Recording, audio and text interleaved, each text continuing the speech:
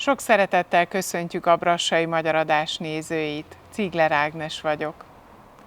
A műsorismertetést követően lapszemlével jelentkezünk, majd jó tudni kulturális ajánló. A folytatásban levetítjük a Leiter Artúr, Az ember, a tanár című kisfilmet, majd születésének 125. esztendejében Kacsó Sándorra emlékeztetünk. Zárásként a Reflektorfény című ifjúsági rövidfilmet kínáljuk. Kellemes tévézést, tartsanak velünk! Léphav Pál Asszály című karikatúrája díszíti a Brassai Lapok legfrissebb számának a címoldalát. A vezércikkírót, a Viszlát Kelet-Európa, egy eltűnő világ kultúrtörténete című könyve ihlette, amelyben Jakub Mikanovszky új megvilágításba helyezte Kelet-Európának a birodalmak ütközőpontjának történetét. Ugyancsak az első oldalon hirdetik, hogy szeptember 12-e és 20-a között rendezik meg a 16. Brassai Magyar Napokat. A munka nem állt meg, eseménydús időszakon van túl a brassóvárosi RMDS, tudjuk meg Tóró Tamás írásából. Bétomos hajnal a 13. el nem küldött levelét teszi közzé. A 9. résszel folytatódik Bence Mihály Csutak Levente grafikus művésszel készült beszélgetése, és Ambrus Mózes doktorandusz is folytatja Szele Béla munkásságát bemutató dolgozatát.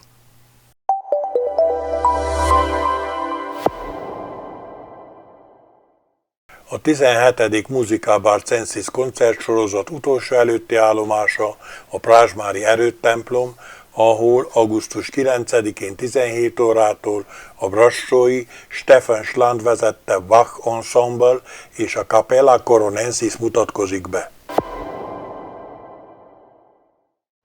Leiter Artúrt, az embert, a tanárt és a festőt ismerheti meg a kedves néző a mai és a jövő heti adásban. Ma az ember és a tanár című rész.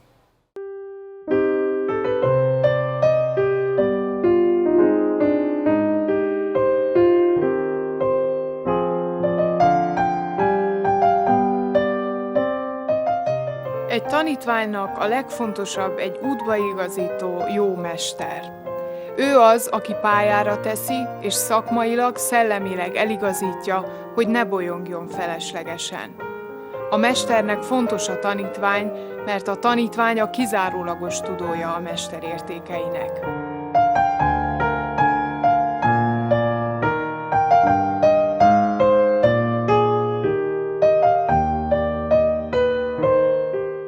...1904. augusztus 6-án egy brassó-bolgárszegi családi házban megszületik Leiter Károly templomi és díszfestő és Gross Katalin fiúgyermeke Artúr. A századelői Brassóban, az akkor még vidéki jellegű Bolgárszegben Leiter Artúr a természet közelében, a multikulturalitás magától értetődő hangulatában nevelkedett. Apja révén szoros kapcsolatban élt a művészet világával, s hamar elsajátította a festészet alkímiáját.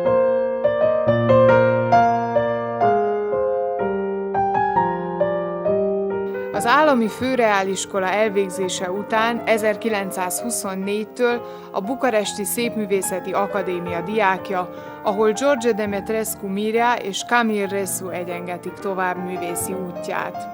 Kivételes eredményeinek köszönhetően 1926-ban törökországi tanulmányútra mehet, ahonnan gazdag akvarell sorozattal tér haza. Művészetében ekkor már a francia akadémista hatások Delacroix és Géricault mellett a Fauve-ok, Manet, Matisse, Cézanne hatása is megmutatkozik. Az akadémia elvégzését követően, melynek utolsó éveiben a rajztanári és szépírás szakmát is elsajátította, tanítani kezd. 1929-től 34-ig a brassói református kereskedelmi iskolában tanít. 1934-től 39-ig a székelyudvarhelyi római katolikus gimnázium rajztanára, ahol a mai napig tanítványai és hátrahagyott alkotásai őrzik emlékét.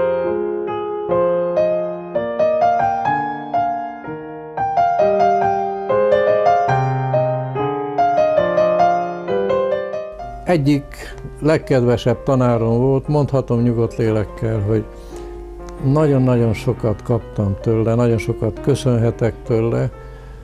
Tudnék, a nevelésnek akkor van eredménye, ha rezonancia van, hogy így mondom, a növendék és a tanár között.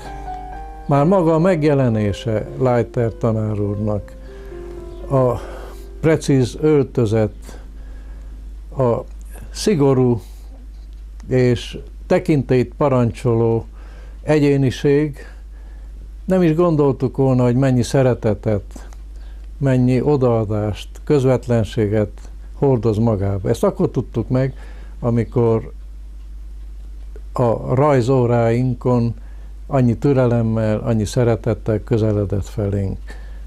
Tanított kézimunkát is, és egy adott pillanatban a lombfűrész munkák helyett megkértem, hogy engedje meg, hogy én egyénileg tervezett kis vetítőgépet építsek, és ez sikerült is. Mégpedig levelezőlapokat, színes levelezőlapokat tudtam vetíteni. Megkért arra nem csak az iskolába, hanem hogy vigyem el az otthonába is, és vetítsem le ezeket a kis képeket, ezeket a színes képeket. Hát számomra nagy kitüntetés és nagy élmény is volt ez a lehetőség, hogy egyrészt elvihettem és megismerhettem az otthonát is, az Orbán Balázs utcában. Sokat kaptam tőle, talán a legtöbbet kaptam az összes tanáraim közül, attól az embertől, aki nem csak rajzot, hanem emberséget is tanított, hiszen osztályfőnökünk is volt egy ideig, és az osztályfőnök jórákon mindig jellemre, emberségre, az életre nevelt minket. Mi nem is gondoltuk volna, hogy ő tulajdonképpen nem csak rajztanár, hanem festőművész is. Nos, 1937-ben derült ki tulajdonképpen az, hogy kiállítást rendezett Székelyudvarhelyen, és megcsodálhattuk azokat a műalkotásokat, amelyeket ő bemutatott akkor, és különösen csodáltuk azokat a motivumokat, élményeket, amelyeket itt szerzett Székelyudvarhelyen. És az volt az érzésem, és ez kifejezésre is juttatta, hogy szerette Székelyudvarhelyet. Mi sem bizonyítja jobban az, hogy szerette Székelyudvarhelyet, hogy festményt adományozott a székelyudvarhelyi képtárnak, és van egy festmény, amit a gimnáziumnak festett. Az udvarhelyi gimnázium dísztermének falán látható egy Szent Imréről készült festménye, melyet annak idején az iskolai ünnepeken mindig szertartásszerűen hordoztak körbe.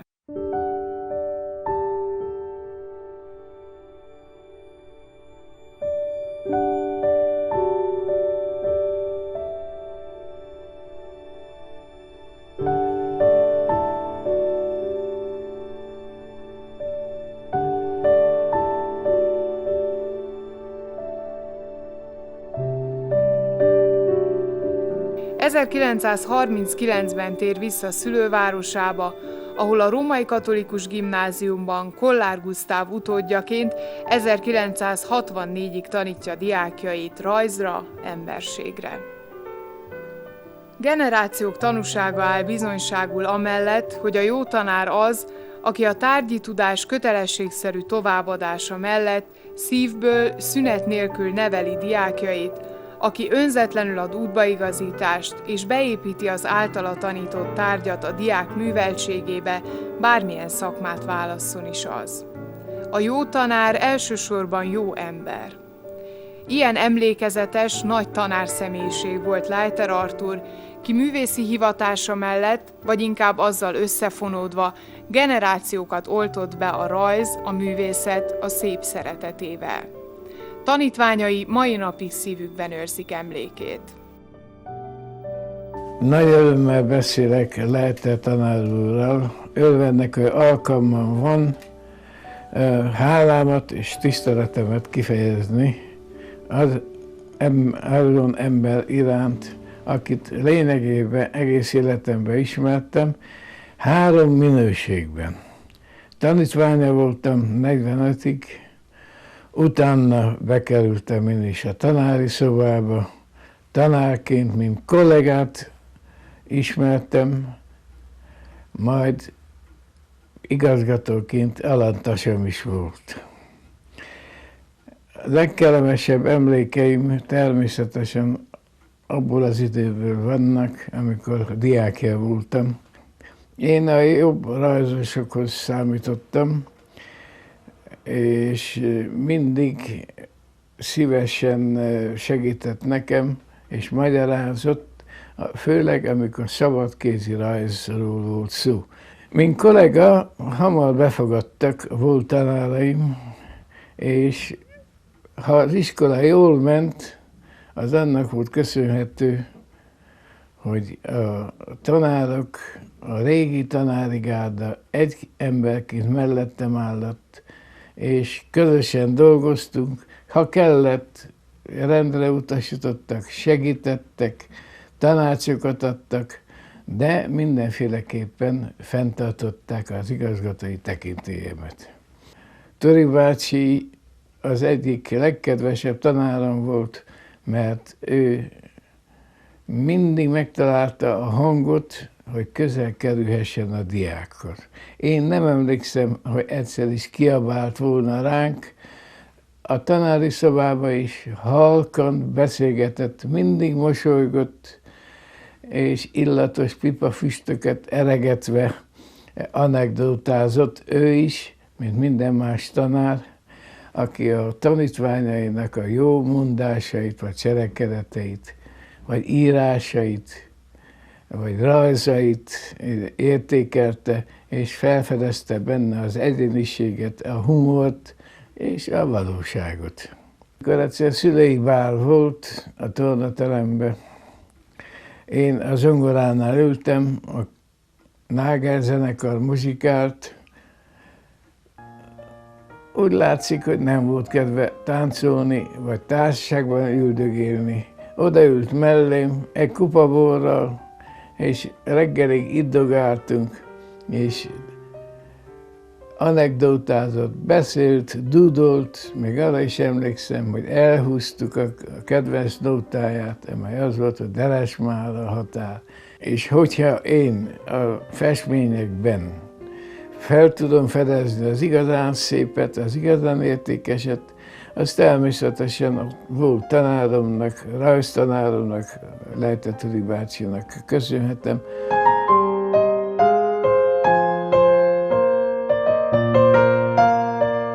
Leiter Artúr képzőművészeti munkássága művészi termékenységében mérhető. Azon kívül tagja volt számos képzőművészeti csoportnak és egyesületnek. 1945-ben Mátis Szajcs Jánossal és Lukács Irénnel alakítják meg az ország első művész szakszervezetét, mely egyben a Brassói Képzőművész Egylet elődje. Sokoldalú művész volt. Gazdag táblakép és grafikai hagyatéka mellett freskóját is csodálhatjuk. A Brassói Művészeti Líceum akkori magyar konzulátus épületének udvari előcsarnokában festette meg a Csodaszarvas legenda témájú freskót. Nyugdíjba vonulása után alkalma nyílik újra utazási szenvedélyének hódolni, és ellátogat Budapestre, Prágába, Berlinbe, Lipcsébe, Dresdába. 1987-ben hunyt el Brassóban. Apai szeretetének köszönhető, hogy gyermekei máig kegyelettel őrzik és ápolják emlékét. Mit tanított? Rajzot. De ennél sokkal többet. Emberséget, egyenességet, tartást, emberszeretetet, hitet. Egyszerű puritán ember volt. Szerette városát, a hegyeket, az itt lakó embereket. Itt volt ő itthon, s itt ő otthon volt.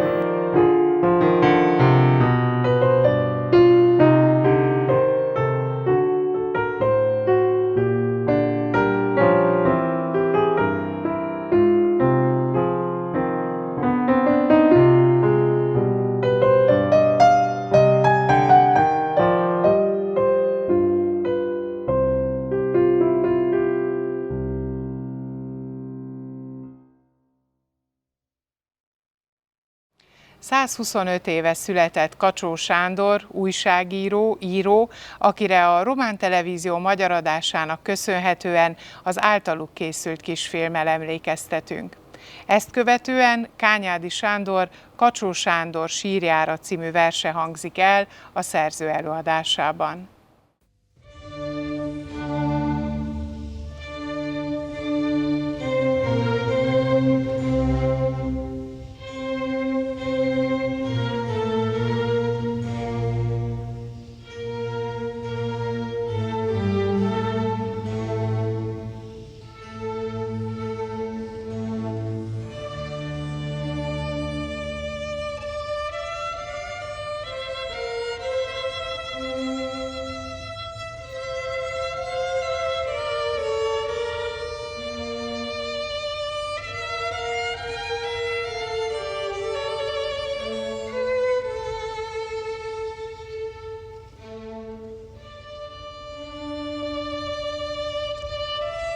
Úgy elfog a vágyakozás gyermekkorom után, hogy parancsoló szükségét érzem, meg kell látogatnom. Igen, meg kell látogatnom a szülőföldemet, el kell beszélgetnem testvéreimmel. Meg kell kérdeznem, hogy is volt az? Miután Szászrégen felé jöttünk, hát először Közfejest érintettük, s ott felszedtük Erzsi nénémet. És hoztuk magunkkal Mikházára. Jöttünk a szülőházomhoz, Ágnes húgomhoz és Imre sógorhoz. Jövök a szülőházhoz legszívesebben, és aztán elmegyek Anna húgomhoz. Az igazi kedves helyeim azok nem a faluban vannak, hanem kint a határban, a mezőn, ahol vannak idejük dolgozott.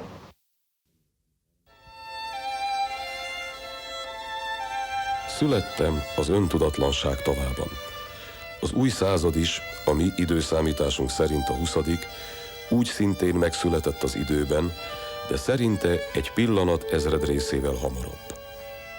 Szerintünk első esztendeje 1901 alig kezdte melegíteni helyét, amikor Jégtörő Mátyás előtt 3 nappal, február 21-én én is e világra tolakodtam.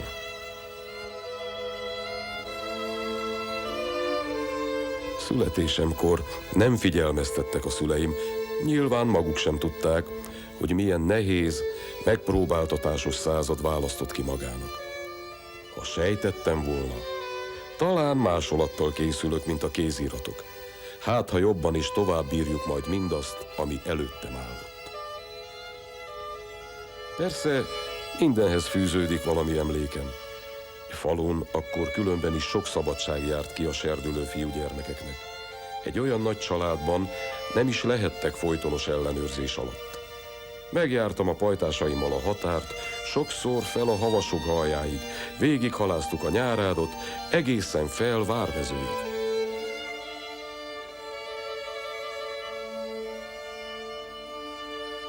Két rend ruhával és egy kemény szárú csizmával vonultam be diáknak Marosvásárhelyre, a római katolikus főgimnáziumba 1912. szeptember elején.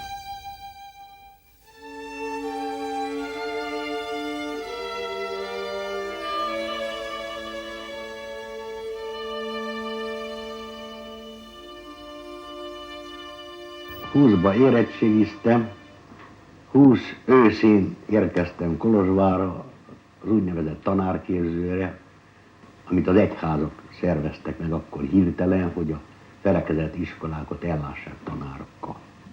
Akkor laktam a Szent Jóska szemináriumba. Tehát ez egy évig tartott csak, mert aztán az állam nem ismerte el a tanárképzőt, akkor iratkoztam be aztán a Román Egyetemre. Itt indultam el, akkor még azt hittem, hogy írói pályán is. Meg akartuk mozgatni egész népünket az egységes felsorakozás, az egységes tudat és az egységes, de egészséges népi szemlélet jegyében. Aztán könyörtelenek akartunk lenni a múlt bírálatában. Mindent ki akartunk vetni magunkból, ami elfogultságnak, nemzeti gőgnek, az emberi egyenlőség megsértésének minősülhetett.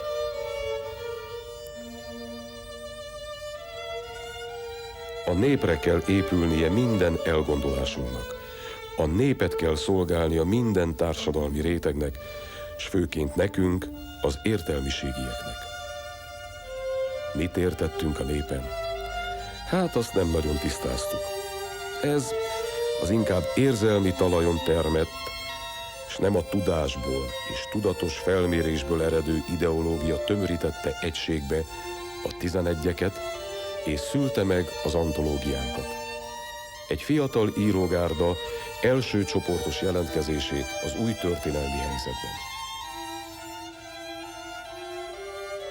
Az első spiritus rectora ennek, hogy bele kell illeszkedni, és itt kell kiírni a magunk lehetőségeit, az a Kós Károlyé volt mégis politikai vonalon. Igen. Mi szellemi vonalon, de igaz, hogy Kós Károlytól függetlenül, mert olyan fiatalok voltunk, hogy nem igen tudtuk az ilyen politikai eseményeket nem csak számon tartani, de értékelni sem, mert mi magunkkal törődtünk. Minden fiatal elsősorban a maga idejével törődik. De szóval benne volt már a levegőbe az, hogy a múlt az rossz volt, megtanított rá a háború is, és ezen segíteni kell, meg kell változtatni önmagunkat, és ha lehet a világot.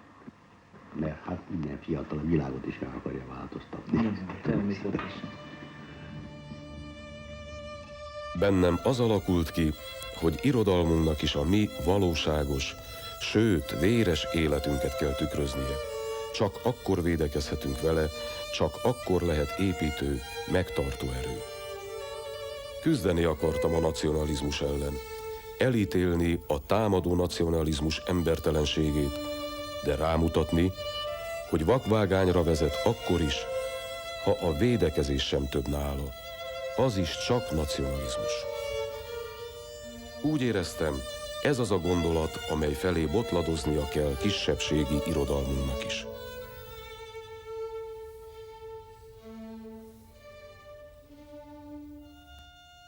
Amikor Brassóba kerültem, ott váltottam át véglegesen újságíróvá, és a brassói lapokat akkor, amikor a legnagyobb létszámú szerkesztősége volt, akkor is 12 ember csinálta.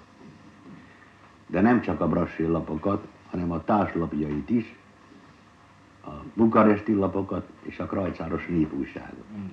Persze ennek voltak házi titkai is, és pedig az, hogy a szedések egy jó része vándorlat egyik lapból a másikba, mindig csak a legfrissebb anyagot elütözött a következő lapszám. De minden esetre ez a 12 ember olyan jól megcsinálta, hogy neve ellenére is országos lappá lett, sőt országos jelentőségű lappá. Moltke Károly értékelése szerint volt időszak, amikor egész Közép-Európában a legjelentősebb, leghaladóbb szellemű lap volt magyarul. Ez a spanyol polgárháború idején, amikor teljes mellel kiállott a lap a köztársaságiak mellé. Nagyon nehéz volt leszállni az irodalom rangos paripájáról, s gyalogszerrel járni tovább az újságírás egyáltalán nem síma útjait. Hát nem volt könnyű. Pedig korábbi riportjaim sikere szinte elkötelezte a lapot. Legszebb feladat a riportás.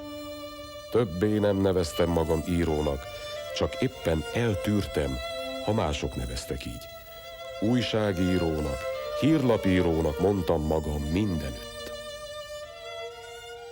Az újságírás az természeténél fogva efemer jelentőségű vagy jellegű, pillanatnyilag hat, de hiszen éppen ez, hogy ez a pillanatnyi hatás, azonnali és gyors hatás, ez vitt engem oda, hogy odapártoljak. Azt érzem hivatásomnak azok között a körülmények között, amilyen körülmények között én újságíró lettem, és újságíró mesterséget folytattam tovább. Ott tudtam az embereket irányítani, felvilágosítani, mozgósítani. Hát én életem egy időszakában erősen belemerültem az úgynevezett apró munkák bűvöletébe, amikor szövetkezetet szerveztem, tejboltot szerveztem, a falusiak almáját Brassóban áruljuk, a népművészeti termékeket, faragványokat. Szóval ezekre a dolgokra irodalmilag hosszabb idő kellett volna mozgolni. Nem volt lehetőség, hogy kivárjuk azt, amíg majd megérik egy regényben kifejtett gondolat annyira, hogy hasznosíthatóvá legyen. De az újságírással azt azonnal lehetett munkálni, és hát ugyan Németh László, amikor itt járt Erdélybe, annak idején hát nagy megbecsüléssel, de némi sajnálkozással mondta, hogy mennyi munkát vállalok, és nem veszem észre, hogy ezek mind csak egy nagy viharkés, mind eltűnnek. Úgy éreztem akkor magam egy ideig, mint beteg gyümölcsfa, amelynek már száradnak is le a gyümölcsei. Minden eddigi munkám értelmét láttam megkérdőjelezve.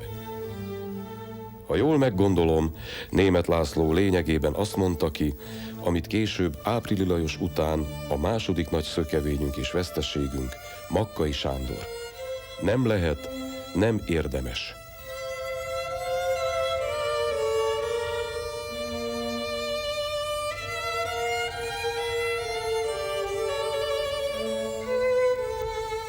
Ki kell írtani ezt a lelki meglágyulást, ezt a belső sajgást, amely betegebbé és gyámoltalanabbá teszi az embert, mintha a karját vagy a lábát keresztül lőnék. Le kell tehát győzni ezt a vad menekülési vágyat, ezt a keserves folytogató szorongást, ezt az emberhez méltatlan belső megriadást, amely anélkül félti az életét, hogy küzdeni kívánna érte. Azért hát ember, itt hagyott, elfelejtett magyar ember, vedd tudomásul és tartsd magad ahhoz, hogy nem vagy hős, hanem csak egyszerű férfi, aki a nehéz időkben is meg tudod állni a helyedet. Így végeztem el ezt magamban, 3 gyermekes családapa, az 1940. augusztus 30-i bécsi döntés után következő napon. Egyrészt úgy éreztem, hogy hát amit én ott építettem, az most, ha én elmegyek, pláne abba a hangulatba, az most mind meg fog semmisülni. Bár igaz, hogy hiába maradtam ott, de úgy jó részt meg semmisült.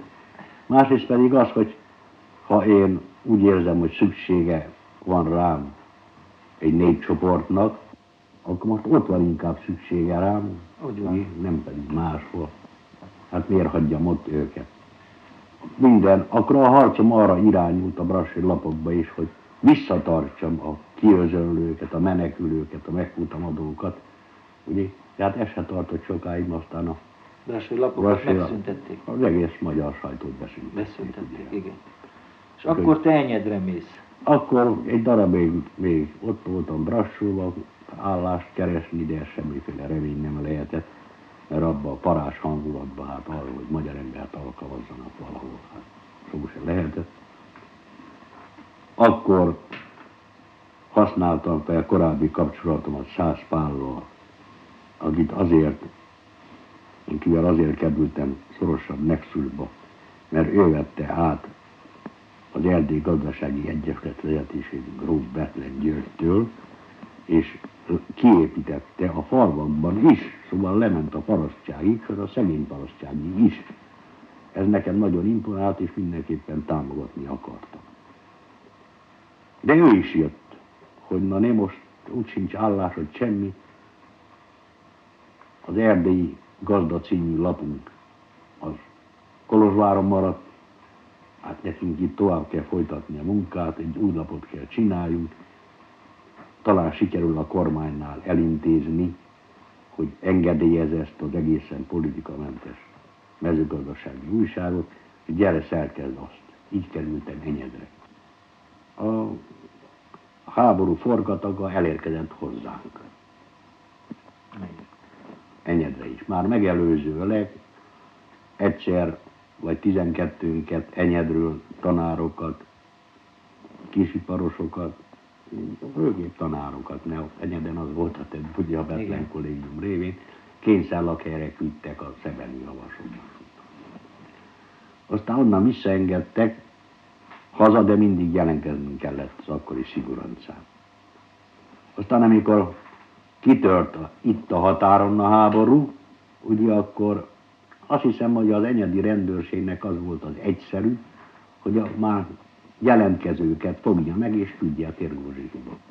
És ott tartottak addig, hát Groza miniszterelnökség idején szabadultunk ki. În sala Operei Române din Timișoara a avut loc cel de-al 3-lea congres al Uniunii Populare Maghiare.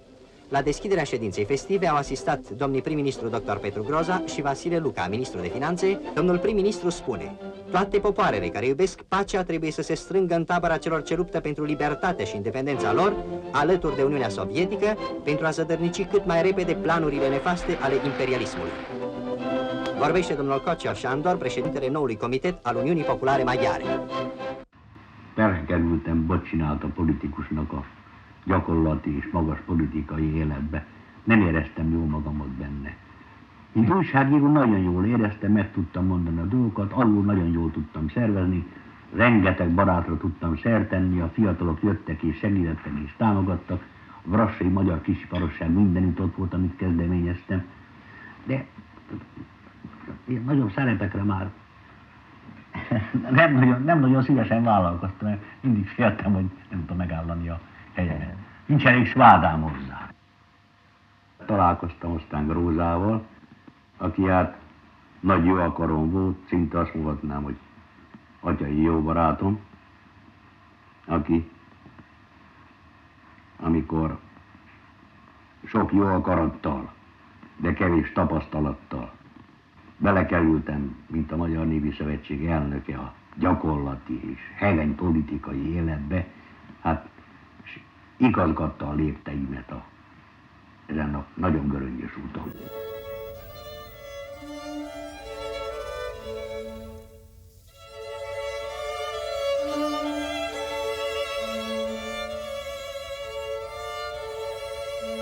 Amit én csináltam, azt csinálni kell máma is mind. De másfajta módszerekkel, másfajta eszközökkel, úgyhogy annak a nagy célnak, hogy a két nép barátkozása, mert ez az egyetlen jó, amiből nem árt meg a sok. Ezt azért mondom így, mert még több sem ártana meg. Még ma is előfordul, hogy a kinyújtott kéz ott marad. Ha példát tudnánk adni úgy, hogy úgy meg tudjuk oldani a kérdéseinket, hogy többet soha ebből probléma ne legyen, akkor nagyon büszkék és boldogak lehetnénk. Tehát eddig még út vezet.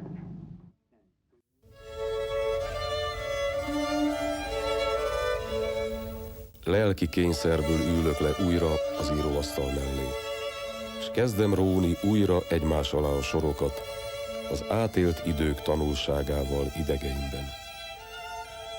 S leginkább a mostanában gyakrabban ismétlődő, szorongásos álmok bátorítanak erre.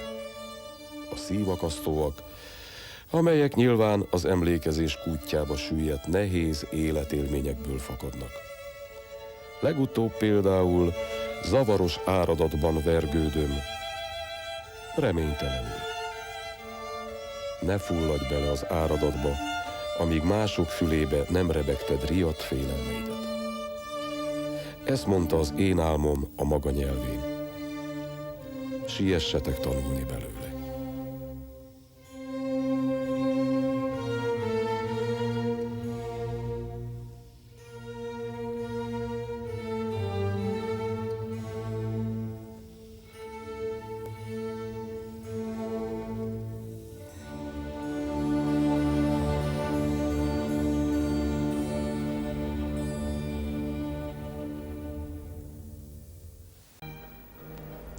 Mint már múlt heti adásunkban értesülhettek, Kányádi Sándor költő Brassóban is találkozott olvasóival. Szerdán, február 3-án délután az Árpéd Lajos Középiskola amfiteátrumában a költő írói pályájáról mesélt a szép számú közönségnek, majd a Vannak vidékek című nemrég megjelent kötetéből olvasott fel. A találkozó végén a költő dedikált. Kányádi Sándor Kacsó Sándor sírjánál című költeményét választottuk a 7 versének. Visszafújtott szavak a házsongárban. Kacsó Sándor sírjánál. Se imádság, se ének. Feketét vett igékből halotti beszéd. Mormolunk, rebegünk, mi lesz velünk? Mi lesz velünk? Senki teremtett nem múlhatja vermet. Mindnyájan ehhez járulók vagyunk. Síratván síratjuk magunk. Ő volt a tisztesség fehér zászlaja alatt a vezér. Igéi, ama tarpai, Esze Tamás, talpas kurucai, mosolya búzát érlelő, maga a nyár elő. Dühében a tenger morajlott, s az ágyukká öntött harangok. A ki nem üvölthető félszeg idején nekünk nyomott vérzett. Leáldozott, a mindenség süket, a harangok lenyelték nyelvüket, csupán a bárány rázza az akkor sötétjébe csengőjét valahol, a gyermekkor gyönyörű kékegén pillog föl millióm gyertyafény, s egy-két a nyárból megmaradt tücsök círpeg az öles hó alatt. Se tárogató, se harsona föl nem riasztja álmából soha. Nyugszik, ki volt a szeretet fehér zászlaj alatt a vezér, s mi a ránk szakadt nagy télben toporgók, körül állván ezt a koporsót. Mormoljunk el mi bennünk áldott lelkéért, bár egy mi atyánkot. A most következő Reflektorfény című ifjúsági filmet a Magyar-Polányi Művészeti Iskola diákjai készítették 2022 nyarán egy hétig tartó nyári táborukban.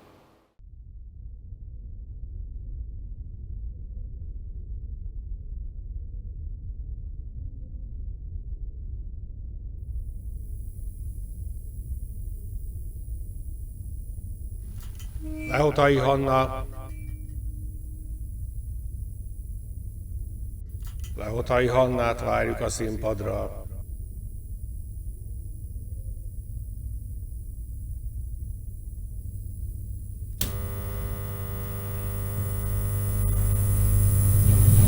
Te választottad ezt az utat, hát akkor járj rajta. Később bánat, ebb gondolat. Nem akarok többet, csak hallgassatok meg, ennyit tán csak megérdemlek. Elvégre egy vérből valók vagyunk. Egy vérből valók, s te mégis arcul köptél minket. Egy anyai szív szakadt meg. És hogy van ő? Akar-e hallani rólam? Akar-e látni? Nem várom, hogy megértsetek, de ami történt, ezt tűrni tovább. Te vagy a Hanna? Jó napot, én a... Gyere csücsre. Jó? Megyünk tovább a jelenettel, Mini egy... Nem akarok többet, csak hallgassatok meg, ennyit tán csak megérdemlek. Elvégre is egy vérből valók vagyunk. Egy vérből valók, s te mégis arcul köptél minket. Egy anyai szív szakadt meg. Hát hogy van ő? Akar-e hallani rólam? Akar-e látni? Nem várom, hogy megértsetek, de ami történt, azt tűrni tovább...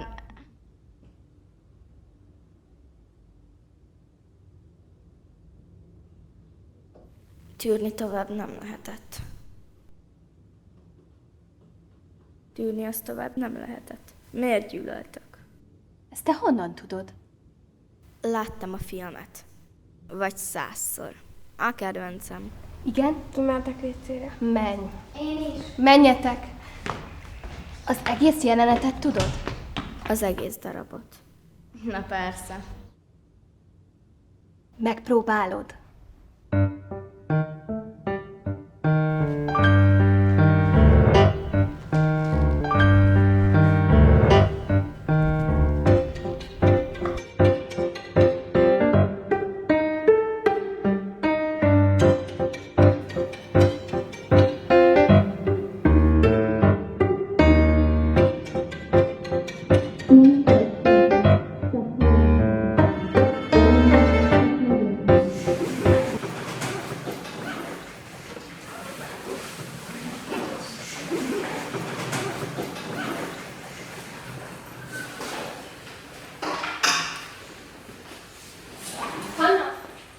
Van egy percen?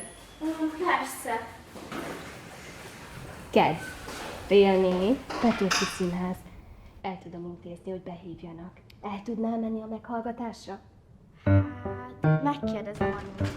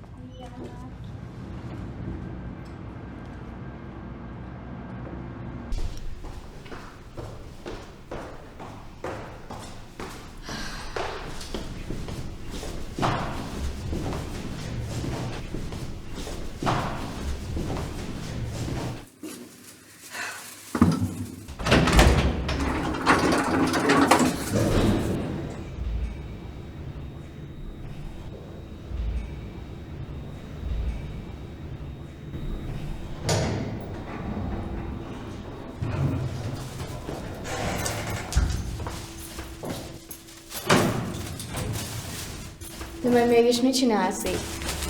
Itt lakom. Te követsz engem? Nem. Neked meg mi bajod van?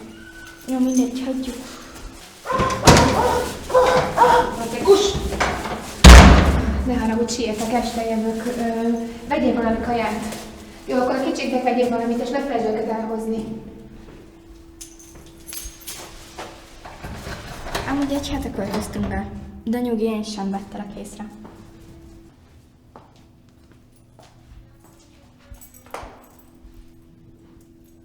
Mimi édesanyjára castingoltak a József Attila Színházban. Csörög a telefon, a direktor úr az. Azt mondja, ketten maradtunk, de nem tudják eldönteni, hogy melyikünk legyen a befutó. De végül maga lett, nem? Várjál, fölment bennem a pumpa. Azt mondtam, ha nem tudják eldönteni, hogy melyikünk az alkalmas, akkor ez engem már nem is érdekel, nyugodtan adják oda a másiknak. És neki adták? 5 perc múlva csörgött a telefon, és sűrű bocsánatkérések közepette felkértek a szerepre. 150-szer játszottam.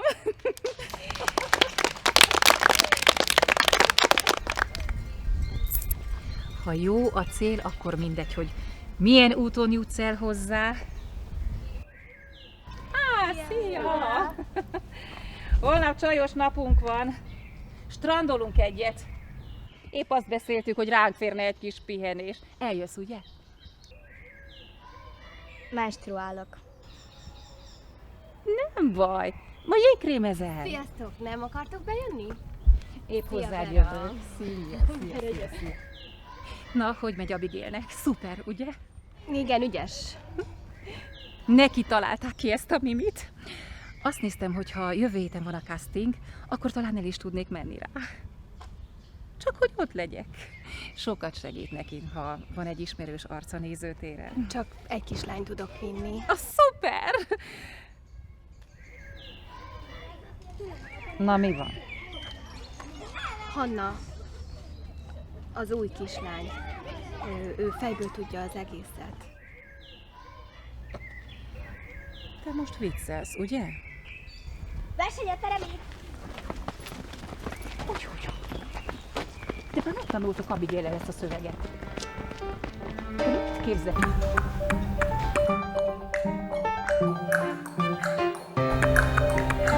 Miért osrom a szerelmével Don Jesus Facundóan érezd el a véget? Elveszek szemeibe majd. Ne tegezzen engem Don Jesus Facundóan érezd el a véget. Bocsásson meg, Juanita, Protos, Porticius, Manulametra. Elragadta a talpat. Bizalomjáték! 5, 6, 7, 8. Fogadja ezt el, Don Jesus Facundóan érezd el a véget.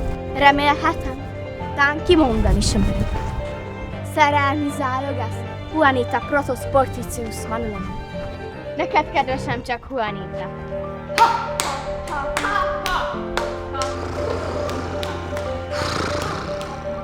Csókos ajka nem sértheti fülem, Jesus. Az nem olyan biztos, Juanita. Már nem vagyok érintetlen. Oh!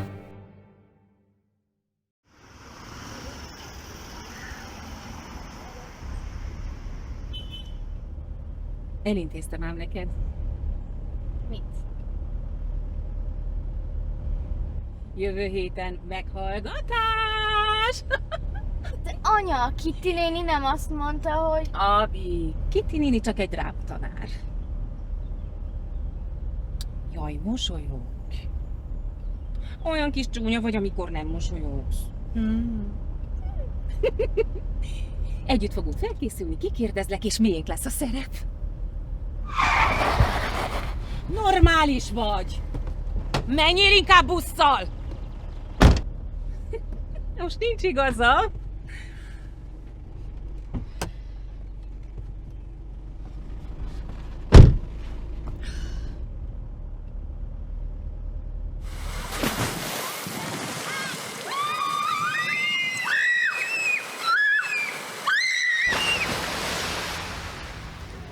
Nem jöttök csúszdázni, lányok?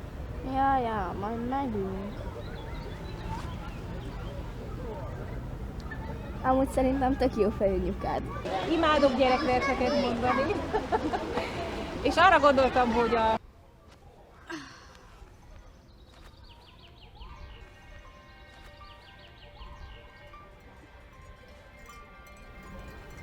Meg fogom nyerni a szerepet. Ugye nincs harag? Mint egy ló, állóhelyben is.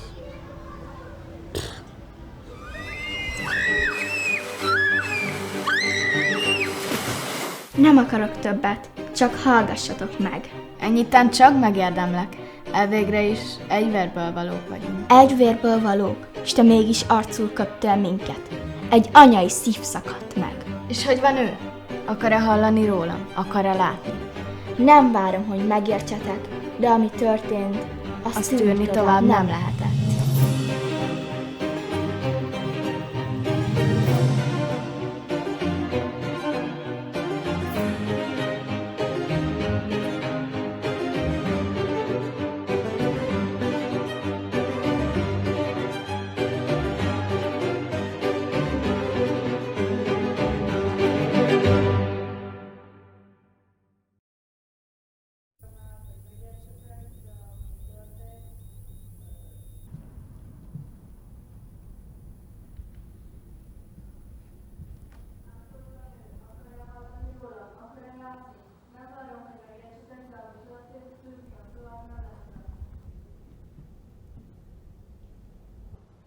Belátszódsz. Mindjárt ti jöttök.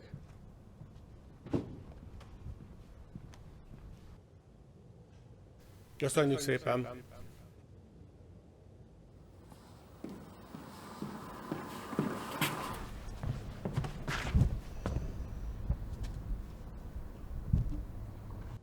Tíz perc szünet. Hála Istennek, kiszaladok.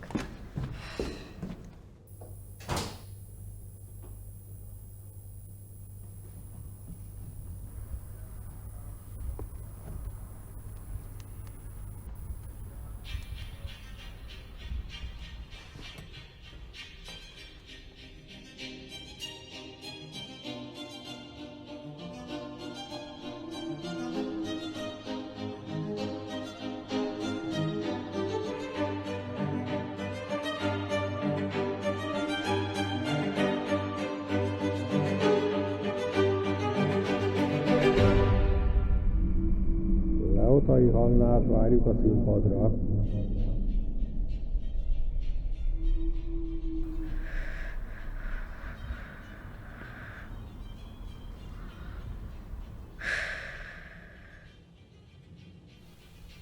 Leotai Hanna. Leotai Hanna.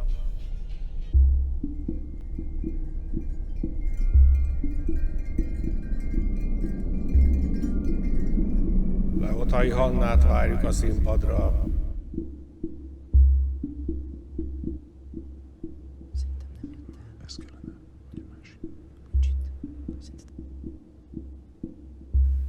Fekete Abigail.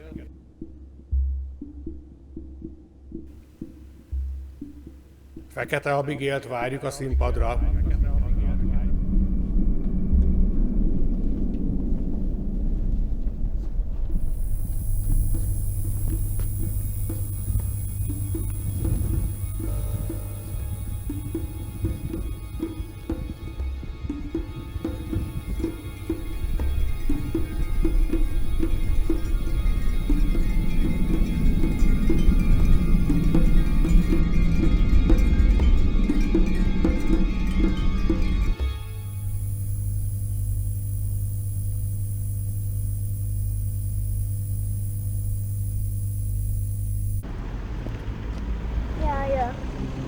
Oké, rendben. Szia, anya.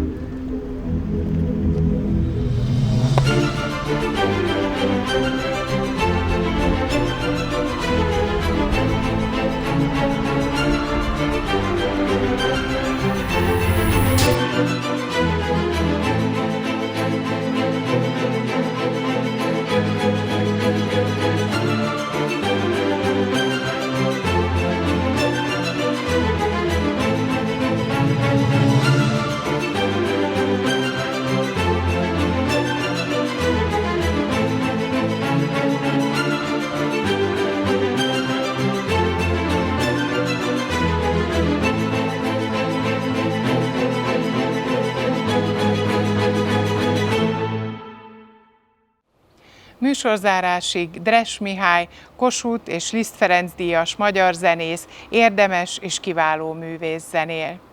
Köszönjük, hogy néznek minket! Ne feledjék, hogy adásaink közösségi felületeinken, a brassaimagiaradás.ro honlapon és a facebook.com/Brassai TV oldalon hetente frissülnek. A következő viszontlátásig vigyázzunk egymásra!